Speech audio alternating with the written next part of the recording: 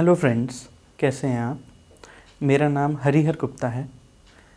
इस बार 2019 के MP judicial service exam में मैंने सफलता प्राप्त की है। अगर आपने मेरा पिछला वीडियो देखा था तो उसमें मैंने यूपी जुडिशियल सर्विस में भी सफलता प्राप्त करी थी। उसमें मेरी सेकंड पोजीशन थी, इसमें मेरी 93rd पोजीशन है। लेकिन दोनों ही एग्ज़ाम्स में मैंने सफलता प्राप्त की है। आज मैं आपको डीकेटी के माध्यम से बताऊंगा कि एमपी जुडिशियल सर्विस जो एक प्रेस्टिजियस जुडिशियल सर्विस है, उसकी सफलता की तैयारी आप किस प्रकार से कर सकते हैं और कैसे सफल हो सकते हैं। ये मेरा तीसरा अटैम्प्ट था एमपी जुडिशियल सर्विस में। इससे पहले भी मैं इंटरव्यू दिया था मैंने एक बार मैंने मेंस भी दिया था, लेकिन दोनों बार मैं सफल नहीं हो पाया था। कभी एक बार मेंस में रह गया था, एक बार इंटरव्यू में भी रह गया था। मुझे याद है इससे ठीक पहले वाले रिज़ल्ट में, जब रिज़ल्ट आया था एमपी जुडिशियल सर्विस का, तो मैं इंडियन लॉ इंस्टीट्यूट के बाहर ही खड़ा हुआ था जब एमपी जुडिशियल सर्विस का रिज़ल्ट आया था। तो अनफॉर्चुनेटली मैं उसे क्वालिफाई नहीं कर पाया था, तो दैट वाज काफ़ी मेरे लिए हार्ट ब्रेकिंग था। लेकिन फिर भी मैंने फिर भी अपने मन में धैर्य रखते हुए दोबारा इसकी तैयारी चालू करी और अपनी जो भी कमियां थी उन पे वर्क किया। एमपी जुडिशियल सर्विस की जो परीक्षा है वो 3 चरणों में होती है, जो कि एक नॉर्मल रूटीन है इस देश में कोई भी एग्ज़ाम को क्रैक करने का। दैट इज़ प्रीलिम्स, मेंस और इंटरव्यू। एमपी जुडिशियल सर्विस की जो परीक्षा है वो अन्य प्रतियोगिताओं से थोड़ी सी अलग है, क्योंकि यहाँ पे मैं क्या कहूँ, प्रीलिम्स लेवल से ही थोड़ा कंपटीशन टफ है, क्योंकि नेगेटिव मार्किंग नहीं होती है एमपी प्रीलिम्स में, एमपी पीसीएसजे के प्रीलिम्स में। और 150 नंबर के क्वेश्चंस आएंगे आपको, 150 क्वेश्चंस आएंगे, एक क्वेश्चन फॉर 1 मार्क, जिसमें आपको 110 क्वेश्चन तो आएंगे लॉ के और 40 आएंगे क्वेश्चन जिसमें 20 होंगे आपकी जनरल नॉलेज के, 10 होंगे इंग्लिश के और 10 होंगे कंप्यूटर अवेयरनेस के। तो यहाँ पे आपको ये ध्यान रखना है कि, और हाई कट ऑफ जाती है एमपी की, very high cut off, unusually high cut off, जिसको क्रैक करना, प्रीलिम्स क्रैक करना ही अपने आप में काफ़ी चुनौती हो जाती है स्टूडेंट्स के लिए, क्योंकि 150 में से 120 के अराउंड भी कट ऑफ जा रही है। तो यानी बहुत ही कम मार्जिन है, आपके पास नेगेटिव मार्किंग है नहीं, तो आपको 150 में से 150 क्वेश्चन अटेम्प्ट करने होते हैं। तो यहाँ पे आपको क्या ध्यान रखना है कि आप तो मिनिमम आपके मन में जो आपको बिठा के चलना है कि आई विल स्कोर अराउंड 135 से 140 के ब्रैकेट में आप कोशिश करिए, अपने मन में बिठा के रखिए कि मैं 135 से 140 के बीच में अटेम्प्ट करूँगा। अटेम्प्ट तो पूरे करूँगा, इतने में नंबर लाऊंगा, तब जाके आप कट ऑफ के नीचे, कट ऑफ के आसपास आ पाएंगे। तो क्योंकि वो नेचुरल है कि आपके कुछ क्वेश्चंस ऐसे गलत हो जाते हैं जिनको आप कभी सोचते भी नहीं हैं गलत होंगे। तो 110 जो लॉ के क्वेश्चंस हैं उसमें तो यू मेक श्योर दैट 110 में से आप 105 नंबर लाने ही लाने हैं आपको। उसका भी काफ़ी आसान सा एक ये तरीका है कि कैसे, जैसे कुछ क्वेश्चन जैसे एसआरए है, बड़ा छोटा एक्ट है लेकिन सवाल पूछे जा रहे हैं उसमें से 5, तो आप इन छोटे एक्ट्स को अच्छे से करिए कवर। और नेगोशिएबल इंस्ट्रूमेंट एक्ट है, उसमें कुछ भी नहीं पढ़ना होता है, आपको बहुत लास्ट का एक चैप्टर पढ़ना होता है, शुरुआत के कुछ सेक्शंस पढ़ने होते हैं। वेटेज काफ़ी है, 4 या 5 क्वेश्चन आते हैं एनआई एक्ट से अलोन। तो ये आपको ध्यान रखना है और अपनी इंग्लिश पे थोड़ा काम करें, क्योंकि जीके अनप्रेडिक्टेबल हो जाती है कई बार। एमपी की थोड़े लोकल जीके ज़रूर देख लें, जिस भी स्टेट में आप जा रहे हैं। लोकल जीके आपको किसी भी नॉर्मल बुक में मिल जाएगी। जैसे इस बार एक सवाल आया था कि भोपाल में जो राजा की प्रतिमा है वो किस वंश से ताल्लुक़ रखते थे, इस तरह का कुछ सवाल था। तो ये बड़ा साधारण सा सवाल है, इसको आप बड़े आसानी से कर सकते हैं।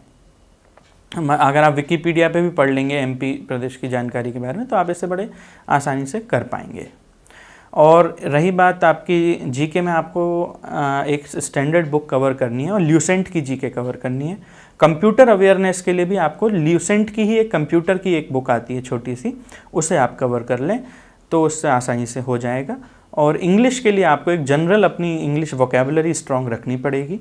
उसके लिए आप इंडियन एक्सप्रेस पढ़ें या फिर कोई भी एक स्टैंडर्ड अच्छा अखबार दी हिंदू पढ़ें, और इंग्लिश के जो वर्ड्स आ रहे हैं उसमें जो आपको नहीं याद आ रहे हैं तो उनको आप अलग से नोट करें, अपनी एक डायरी बना लें जैसे मैंने बनाई थी हमेशा, कि जिससे आपकी इंग्लिश वोकेबलरी भी स्ट्रांग होगी और जो वर्ड्स आपने नोट करे हैं उनको आप अपने सेंटेंस में यूज़ करें। जैसे कोई भी एक अच्छा वर्ड मिल गया आज आपको, तो आपको ये रखना है कोशिश कि डेली के मैं 5 से 10 वर्ड सीखूंगा न्यूज़पेपर पढ़ पढ़ के, या कहीं भी मिल गए आपको, किसी अच्छी मैगज़ीन में मिल गए, तो ये नहीं कि वहीं बस पढ़ लिया अपने मोबाइल में मीनिंग देख लिया, ऐसे मत कीजिए। उस वर्ड को नोट कीजिए अपनी डायरी में और उसको बाकायदा बनाइए, ऐसे कि एक दिन में मैं 5 शब्द कम से कम याद करूँगा, इस तरह के। तो ये आपको लॉन्ग टर्म बेनिफिट देंगे अगर आप जुडिशल सर्विस में जाना चाहते हैं। इससे आपकी इंग्लिश वोकेबलरी स्ट्रॉन्ग होगी और यही एक ज़रिया है सिर्फ इंग्लिश वोकेबलरी स्ट्रॉन्ग करने का। ये कोई ओवरनाइट आप स्ट्रॉन्ग नहीं कर सकते, इसको आपको डेली बाय डेली आपको करना पड़ेगा। दूसरा स्टेप है मेंस। एमपी जुडिशल सर्विस का प्रीलिम्स मैंने आपको जैसे बताया कि थोड़ा सा आपको स्पेशल ध्यान देने की ज़रूरत है, क्योंकि because of its very high cut off. Prelims के बाद बात आती है मेंस की। मेंस MPPCSJ का जबलपुर में होता है। जबलपुर में ऑनरेबल हाई कोर्ट की परमानेंट सीट भी अवेलेबल है और इसमें आपको 4 पेपर्स होते हैं। पहला 2 दिन, एक दिन मतलब 2 दिन में मेंस होगा। पहले दिन 2 पेपर होंगे और दूसरे दिन फिर से 2 पेपर होंगे।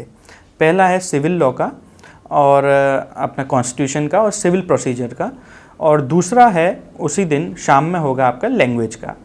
तो सिविल प्रोसीजर वाले में आपको बहुत दैट इज़ ये कहिए कि आप काफ़ी उसमें कमांड होंगे ऑलरेडी, क्योंकि वो यूजुअल सब्जेक्ट्स का ही पेपर होता है। बड़े आसान, मतलब 8-8 नंबर, ये है कि 100 नंबर का पूरा पेपर होता है, तो 8-8 के विभाजित होता है 8-8 नंबर्स में। जैसे कॉन्स्टिट्यूशन है तो उसमें से 2 सवाल पूछ लेंगे 16 नंबर के, 8-8 नंबर के 2 प्रश्न आ जाएंगे। इसी तरह से आपका जो है दूसरा जो इसमें पेपर है लैंग्वेज का, ये यहाँ पे काफ़ी रोल प्लेइंग है। इसमें आपको पहला जो मैंने जो पहले यूपी में भी आपको बताया था कि ये language is a game changer always. यहाँ पे भी आपको यही ध्यान रखना है कि पहला, इसमें जो दूसरा पेपर आ रहा है, पहला तो सब बच्चे ऑलमोस्ट एक जैसा ही अटेम्प्ट करते हैं, क्योंकि या थोड़ा बहुत आप एज ले जाएंगे, कुछ क्वेश्चन ज़्यादा अच्छे लिख देंगे तो, लेकिन मोर और लेस जितने भी बच्चे वहाँ मेंस दे रहे हैं तो वो पहला पेपर ऑलमोस्ट एक ही तरह का सबका सा होता है। ये जो दूसरा पेपर है ये थोड़ा डिफरेंस क्रिएट करता है। इसमें आपको इसमें आपको 2 तो ऐसे लिखने होंगे, एक सोशल कॉज पे लिखना होगा ऐसे, एक लीगल कॉज पे लिखना होगा, तो वो काफ़ी इंपॉर्टेंट है। 30 और 20 2 नंबर का होता है, और एक प्रेसी राइटिंग आपको लिखनी होगी तीसरी, और चौथी इसमें आपको ट्रांसलेशन करना होगा हिंदी टू इंग्लिश और इंग्लिश टू हिंदी। यहाँ पे आपको थोड़ा एमपी के लिए ये स्पेशल जानने वाली बात है कि यहाँ पे जो ट्रांसलेशन आता है वो लीगल लैंग्वेज का ही आता है। मतलब आपको साधारण नहीं पूछेंगे कि जैसे यूपी में आता है कि एक पैसेज दे दिया, उसका आप हिंदी में अनुवाद कर दें या हिंदी का इंग्लिश में अनुवाद कर दें। यहाँ पे आपको जो है लीगल लैंग्वेज आएगी, जैसे बेयर एक्ट्स की लैंग्वेज है। तो इसके लिए मैं आपको एडवाइस करूँगा कि आप डिगलॉट एडिशन देखें बेयर एक्ट्स का और उसके हिसाब से करने की कोशिश करें। और जहाँ तक इसी सेकंड पेपर में एसेस कवर करने की बात है, तो वो बड़ा स्वाभाविक सा होता है। जैसे कोई लीगल एसे है तो वो किसी ना किसी रीसेंट टॉपिक से ही होगा। जैसे कि आप कुछ तो स्टैंडर्ड टॉपिक्स होते हैं, जैसे कि चाइल्ड लेबर है या एम्पावरमेंट ऑफ वुमेन है, लेकिन कुछ जैसे सुप्रीम कोर्ट जो रिसेंट देती है ना, जैसे होमोसेक्सुअलिटी का डीक्रिमिनलाइजेशन है या फिर एडल्ट्री लॉ है, तो इसके बारे में वो पूछ सकते हैं। ये इसी में एमपी में पिछली कई बार से इसी तरह के टॉपिक्स आ रहे हैं लीगल में। और सोशल में तो काफ़ी साधारण, जैसे सोशल के लिए तो आपको हमेशा अवेयर रहना पड़ेगा, जैसे नेशनल रजिस्टर ऑफ सिटीजन्स है, इस तरह के सवाल आएंगे, मतलब उसमें एक आपको लिखना होगा ऐसे। और एक प्रेसी लिखनी होगी। प्रेसी तो हर जगह आपको, हर जुडिशल सर्विस में एक ही तरह की होती है। आपको ये तो इसका एक ही तरीका है करने का कि आप इसे कई तरह प्रेसीज पहले ही बना लें, अपनी करके कोशिश करके प्रैक्टिस कर लें। तो वहाँ पे आप जब मौके पे बैठेंगे एग्ज़ाम देने, तो आप बड़ी आसानी से उस प्रेसी को कवर कर पाएंगे। तीसरा, अब आता है दूसरा दिन। तीसरा पेपर होता है आपका क्रिमिनल लॉ का और क्रिमिनल प्रोसीजर कोड का। तो अगेन ये भी एक ऐसा पेपर है जिसमें सभी बच्चे ऑलमोस्ट एक ही तरह का अटेम्प्ट करते हैं, क्योंकि जो अच्छे हैं, मतलब इसमें ऐसा नहीं है कि कोई बहुत आप स्कोर कर जाएंगे दूसरे बच्चे से, मतलब आपके 70 आ रहे हैं तो दूसरे के आप 75 आ जाएंगे, मतलब बहुत अच्छा है कोई तो, मतलब 2-4 नंबर का ही मार्जिन रहेगा, क्योंकि it is almost the same. लेकिन इस पेपर में एक खास बात यह है कि इसमें लोकल लॉ भी पूछा जाता है। तो एक तो एमपी एकोमोडेशन कंट्रोल एक्ट और एक एमपी लैंड रेवेन्यू कोड, ये 2 लोकल लॉ पूछे जाते हैं जो कि गेम चेंजर हैं इस पेपर के लिए, थर्ड पेपर के लिए। इसमें 16 दूनी 32 यानी 16 नंबर का पूछा जाएगा एकोमोडेशन और 16 नंबर का पूछा जाएगा आपका लैंड रेवेन्यू कोड। तो ये 16 दूनी 32, 100 में से 32 नंबर सोचिए लोकल लॉ के हैं। तो there is a huge weightage of local laws. Local laws पढ़ने के लिए मैं आपको बता दूं, आप कहीं मत जाइए, आप सिर्फ बेयर एक्ट कमांड कर लीजिए, या फिर जैसे कुछ सवाल होते हैं जैसे वो आपको बेयर एक्ट में भी नहीं मिलेंगे, जैसे कंपोजिट टेनेंसी पे सवाल आया था इस बार, तो वो आपको एमपी हाई कोर्ट के ही पुराने जजमेंट्स में मिल जाएगा। या फिर अगर आप इसके पास्ट ईयर के पेपर्स भी परयूज़ कर लेंगे, देख लेंगे, तो आप लोकल एक्ट्स को आप कवर कर लेंगे, इसमें ऐसी कोई प्रॉब्लम नहीं है। और वैसे भी अब local law land revenue code MP का अमेंड हो चुका है, तो वो काफ़ी कंसाइज भी हो गया है और अच्छा बना दिया है। पहले की तरह नहीं है कि जिसमें काफ़ी चीज़ें हमें पढ़नी पड़ती थी, अब वो मतलब क्लियर है थोड़ा, उसमें टॉपिक्स भी कम हो गए हैं और काफ़ी इंपॉर्टेंट टॉपिक्स ही रह गए हैं। तो ये जरूर ध्यान रखें कि ये लोकल लॉज में आप कमी ना रह जाए, क्योंकि जो एमपी में एग्जामिनर हैं जो वो जजेस ही होते हैं, वो ऑनरेबल जजेस ही होते हैं, वो जिला जज साहब होते हैं या एडीजे साहब होते हैं, उनकी ही वो ही कॉपी चेक कर रहे होते हैं एमपी में। जो ऐसा नहीं है और स्टेट्स की तरह नहीं है जहाँ पे प्रोफेसर साहब चेक करते हैं, यहाँ पे जजेस ही कॉपी चेक करते हैं और हाई कोर्ट ही एग्ज़ाम लेती है। तो वो इस बात का ध्यान रखते हैं कि लोकल लॉ ठीक से किया है या नहीं किया, क्योंकि लोकल लॉ आपका इंटेंशन दिखाएगा एमपी में सेलेक्ट होने के लिए। अगर आप लोकल लॉ में अच्छे करके आए तो इसका मतलब वो समझेंगे कि आपको एमपी में सेलेक्ट होने की काफ़ी इच्छा है। इसके बाद फ्रेंड्स चौथा पेपर आता है जजमेंट राइटिंग का। जजमेंट राइटिंग यूनिक पेपर है पूरे जुडिशियल सर्विस एग्जाम्स में इंडिया के, क्योंकि ये आपको कहीं भी ऐसा इतना बड़ा जजमेंट राइटिंग का सेपरेट पेपर देखने को नहीं मिलता एक्सेप्ट छत्तीसगढ़, क्योंकि वहाँ तो एग्ज़ाम ही सिर्फ एक जजमेंट राइटिंग का होता है, अदरवाइज़ कहीं आपको अलग से एग्ज़ाम नहीं मिलेगा इसका। तो जजमेंट राइटिंग में आपको बड़ा इम्पोर्टेंट है, क्योंकि ये एज देता है, क्योंकि कई बच्चे जो जजमेंट राइटिंग में अच्छा नहीं कर पाते, तो आप ये तो फिर सोचिए ही मत कि सिलेक्शन एमपी में हो पाएगा, क्योंकि जजमेंट राइटिंग अगर ठीक नहीं है, इसमें आपको 10 नंबर के इश्यूज फ्रेम करने होते हैं, 10 नंबर का आपका चार्ज का क्वेश्चन होता है और 40 और 40 दो सवाल होते हैं, एक सिविल जजमेंट लिखना होता है और एक क्रिमिनल जजमेंट लिखना होता है। तो आप सोच के देखिए कितना तो आपको लिखना है और 3 ही घंटे का समय है आपके पास, तो वहाँ बैठ के आप ज़्यादा टाइम वेस्ट तो कर नहीं सकते अपना इस पेपर के लिए। वहाँ तो बस ऐसा होना चाहिए कि जजमेंट का पेपर आया और आपने लिखा और एकदम सटीक आंसर लिखिए चार्ज फ्रेमिंग करने में कि कौन सी धारा लगेगी। इसके लिए आईपीसी बहुत ध्यान से पढ़ने की ज़रूरत होती है, स्पेशली जो प्रॉपर्टी वाला एस्पेक्ट है, क्रिमिनल ट्रेसपास 441 से लेके 460 तक आई गेस, क्योंकि 457, 456, 458 ये एमपी के काफ़ी पसंदीदा क्वेश्चन है, हमेशा चार्ज इसी पे पूछा जाता है। और दूसरा आपको हर्ट, ग्रीवियस हर्ट 319, 321 ये जो पैच है सेक्शंस का, 325, 324, 327 ये भी आपको काफ़ी अच्छे से देखने की ज़रूरत है, क्योंकि चार्ज अक्सर इन्हीं सेक्शन से, इस पैच से पूछा जाता है। तो चार्ज अगर आपने बिल्कुल सही सेक्शन कोट किया है तो एकदम से 10 नंबर मिलेंगे, और अगर गलत लिखा है तो बिल्कुल 0 कर देंगे। तो ये काफ़ी डिफरेंस क्रिएट करता है। इसके लिए आईपीसी को आपको बहुत अच्छे से पढ़ने की ज़रूरत है। सिविल जजमेंट के लिए और क्रिमिनल जजमेंट के लिए मैं आपको बताऊं कि अगर आपको जजमेंट राइटिंग प्रिपेयर करना है तो देखिए, इसका कोई ओवरनाइट फार्मूला नहीं है जजमेंट राइटिंग पढ़ने का, या कोई ऐसी फिक्स्ड किताब नहीं आती कि जैसे आपने जजमेंट राइटिंग पढ़ा और आप सीख गए। ये आपका थोड़ा पर्सनल एंडीवर पे डिपेंड करता है कि आप उसमें कितना प्रयास कर रहे हैं। बेस्ट तरीका मेरे विचार से जजमेंट राइटिंग तैयार करने का ये है कि आप कोई भी एक स्टैंडर्ड बुक ले लें जजमेंट राइटिंग की, पीवी नामजोशी की आती है, एक रॉबिनजीत सर की भी आती है जजमेंट राइटिंग पे किताब, अब तो उन्हें आप ले लें और पहले जजमेंट पढ़ें, उसमें से देख के कैसा है वो जजमेंट, फिर उसे अपने वर्ड्स में लिखें। और ऐसे एक नहीं, कम से कम आप लिखिए 50 जजमेंट, ऐसा डे डिवाइड कर लीजिए भाई, हर दूसरे दिन में एक जजमेंट लिखूंगा शाम में बैठ के, तो उससे आप जैसे लिखेंगे कि भाई मैं एक जजमेंट 1 घंटे में लिख पाता हूँ, या 1.5 घंटा लगता है मुझे, तो उस स्पीड को भी आप बढ़ाइए, क्योंकि वहाँ बैठ के आपको 30 या 40 मिनट ही मिलेंगे एक जजमेंट को लिखने के लिए, क्योंकि आपको चार्ज फ्रेमिंग में भी अपना दिमाग लगाना पड़ेगा, 2-3 बार उस जजमेंट को पढ़ना पड़ेगा, जो वहाँ पे फैक्ट्स दिए हैं, फैक्ट्स भी बड़े लंबे होंगे, 3-4 पेज में एक फैक्ट आ रहा होगा, पेज में एक आपके फैक्ट खत्म हो रहे होंगे। तो आप जो है बार बार प्रैक्टिस करिए जजमेंट लिखने की खुद से, तो इससे आप जजमेंट राइटिंग तैयार कर पाएंगे। और इसका एक कॉन्सिक्वेंशियल बेनिफिट ये होगा कि जो लोग यूपी जुडिशियल सर्विस दे रहे हैं तो उनका जजमेंट राइटिंग यहाँ पे प्रिपेयर अच्छे से हो जाएगा। तो यूपी में भी जो एक क्वेश्चन आता है जजमेंट लिखें या प्लेंट, तो आप वहाँ पे जजमेंट राइटिंग अटेम्प्ट कर पाएंगे और अच्छे से अपना अटेम्प्ट दे पाएंगे। आपको थोड़ा एमपी में ये ध्यान रखना है कि लिखने को बहुत कुछ होगा, वहाँ पे सवाल बहुत लेंदी होते हैं और आपके पास टाइम कम पड़ेगा लिखने का।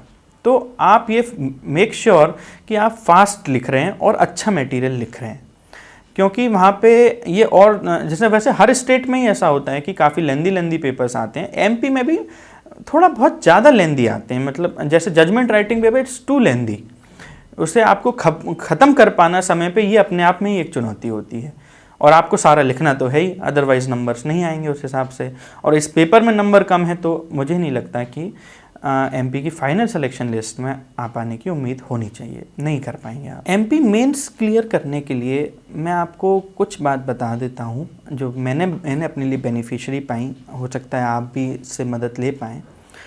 बहुत ज़्यादा आपको लीगल टेक्स्ट पढ़ने की ज़रूरत नहीं है, बहुत ज़्यादा लीगल बुक्स पढ़ने की ज़रूरत नहीं है, आपको बेयर एक्ट कमांड करने की बहुत ज़्यादा ज़रूरत है, क्योंकि एमपी में पैटर्न थोड़ा इस तरह का है, या एग्जामिनर जो एक्सपेक्ट कर रहे हैं वो ये है कि वो लीगल लैंग्वेज जो बेयर एक्ट में एज इट इज़ कोटेड है वो आप लिख रहे हैं या नहीं। वहाँ पे थोड़ा ट्रेंड अलग है, वहाँ पे ये नहीं है कि आप बहुत ज़्यादा लीगल ल्यूमिनरीज को जब तक कोट नहीं करेंगे, सीरवाई साहब को कोट नहीं करेंगे, तब तक नहीं होगा। वो बिल्कुल भी, जो मैं समझ पाया एमपी को लेके, वहाँ पे आपका बेयर एक्ट बेस्ड अप्रोच ज़्यादा काम करेगी। मतलब आप लिखिए जो बेयर एक्ट में लिखा है एज इट इज़ लॉ वहाँ लिखिए, और उसके साथ अपना इंटरप्रिटेशन भी दे दीजिए, या कोई लैंडमार्क जजमेंट आया है जो सब लोग जिस पे अवेयर हैं वो जजमेंट लिखिए। बहुत ज़्यादा आप हाइपोथेटिकल होके ना लिखें, क्योंकि वहाँ पे एक तो इतना आप पे समय भी नहीं होता क्वेश्चन पेपर लिखते वक्त, और दूसरा वो लोग एमपी में बेयर एक्ट की लैंग्वेज आपसे थोड़ा एक्सपेक्टेशन ज़्यादा रखते हैं। और इसके लिए आप चाहें तो मेरे छोटे भाई की एक किताब आती है, Saurabh Singh, he is already selected in MP judicial service with 41st rank in 2017 paper. उसकी एक किताब आती है, पूजा लॉ हाउस ने पब्लिश की है जबलपुर ने, जिसमें उसने सब्जेक्ट वाइज और टॉपिक वाइज डिटेल्ड में क्वेश्चन आंसर डिस्कस करे हैं। तो दैट इज़ वेरी यूज़फुल, क्योंकि पास्ट ईयर के क्वेश्चन पेपर ही की होते हैं किसी भी, और जैसे इस तरह जैसे सौरभ ने कंपाइल कर लिए हैं कुछ क्वेश्चंस और आंसर जो आ सकते हैं, संभावित हैं, ये काफ़ी एज दे देंगे आपको एंड मोमेंट पे पढ़ाई करते वक्त। तो अगर आप चाहें तो इस बुक को रेफ़र कर लें और देख लें, पूजा लॉ हाउस की तरफ से ये किताब पब्लिश हुई है। और दूसरा, आप पास्ट ईयर के एमपी के 10 साल के पास्ट ईयर के question papers without any doubt आप उन्हें सॉल्व कर लें, क्योंकि यकीन मानिए मेरा, कुछ ना कुछ क्वेश्चंस उसी से घूम फिर के पूछे जाएंगे। ऐसा हो ही नहीं सकता कभी भी किसी एग्ज़ाम में कि पास्ट ईयर के क्वेश्चन पेपर्स आपकी मदद ना करें। या तो आपको वो ऐसा पर्सपेक्टिव दे देंगे वो क्वेश्चंस कि आप भाई एमपी के हिसाब से जा रहे हैं तो उस हिसाब से आप पढ़ें और उसे लिखें, और कुछ ना कुछ यकीन मानिए डेफिनेटली रिपीट होकर रहेगा। 1-2 सवाल भी अगर आपके रिपीट हो गए और आपके वो तैयार हैं तो वो आपको नेचुरल एडवांटेज देंगे औरों से जिन्होंने वो तैयार नहीं करे हैं। तो पास्ट ईयर के क्वेश्चन पेपर बिल्कुल मत छोड़िएगा। उसके साथ साथ अपना आप जो है बेयर एक्ट, तीसरा, अगर आपने कोचिंग की है, जैसे मैंने राहुल साईएस से कोचिंग करी थी, तो अगर आप बेयर एक्ट के जो शॉर्ट नोट्स आपने बना लिए हैं, नोट्स नहीं, उसके शॉर्ट नोट्स जो आपने वहाँ रजिस्टर बनाया वो नहीं, उसके साथ उसमें आपने वर्क करके खुद का जो आपने शॉर्ट नोट्स क्रिएट करे हैं वो, आई थिंक ये तीनों चीज़ें मेंस निकालने के लिए एमपी के लिए पर्याप्त होती हैं। और जजमेंट राइटिंग के लिए आप, जैसे राहुल साईएस में मैं जाता था तो मैं जजमेंट राइटिंग के पेपर अटेम्प्ट करके आता था, तो अगर आप चाहें तो वहाँ भी जा सकते हैं पेपर लिखने, वो अलाउ करते हैं, और वहाँ पे आप पेपर लिख सकते हैं जजमेंट राइटिंग के और अपनी गलतियाँ सुधार सकते हैं। मैं वहाँ पे टीचर चेक भी करते हैं कि आपकी क्या गलती है और आपको बता देते हैं। एक सबसे आखिरी स्टेप, ऐसे कहेंगे बहुत इंपॉर्टेंट स्टेप भी है, फिर अगेन इंटरव्यू जैसा मैंने आपको पहले भी बताया था यूपी जुडिशल सर्विस के एग्ज़ाम के लिए कि ये बहुत ज़्यादा नॉलेज का टेस्ट नहीं होता है, क्योंकि उन लोगों को भी पता है कि आपने मेंस क्लियर कर लिया है, प्रीलिम्स क्लियर कर लिया, क्योंकि मैंने बताया आपको कि एमपी का प्रीलिम्स करना आसान नहीं है क्लियर, और क्योंकि यहाँ पे बहुत हाई कट ऑफ है, तो उन्हें पता है कि आप लॉ में ठीक हैं। अब यहाँ पे वो लोग वही चेक कर रहे हैं कि अगेन कि आपकी पर्सनैलिटी कैसी है और आप जज बनने के लिए सूटेबल हैं या नहीं हैं। एमपी में interview honourable Madhya Pradesh high court लेती है, जिसमें 2 ऑनरेबल हाई कोर्ट जजेस का पैनल होता है जो आपका इंटरव्यू लेते हैं, और वो आपसे कई तरह के प्रैक्टिकल सवाल भी पूछ सकते हैं, या फिर ये पूछ सकते हैं कि आप एमपी में सर्व करेंगे या नहीं करेंगे। और थोड़ा ध्यान रखिएगा, अगर एमपी के आप आउटसाइड स्टेट से हैं तो आपको लोकल लॉ का अच्छे से कमांड करना है इंटरव्यू देते वक्त भी, क्योंकि वो सर्टेनली कुछ ना कुछ सवाल लोकल लॉ से ज़रूर पूछेंगे, ये जानने के लिए कि ये लड़का या लड़की एमपी में इंटरेस्टेड भी हैं या नहीं, या एमपी में ठीक से करेंगे या नहीं।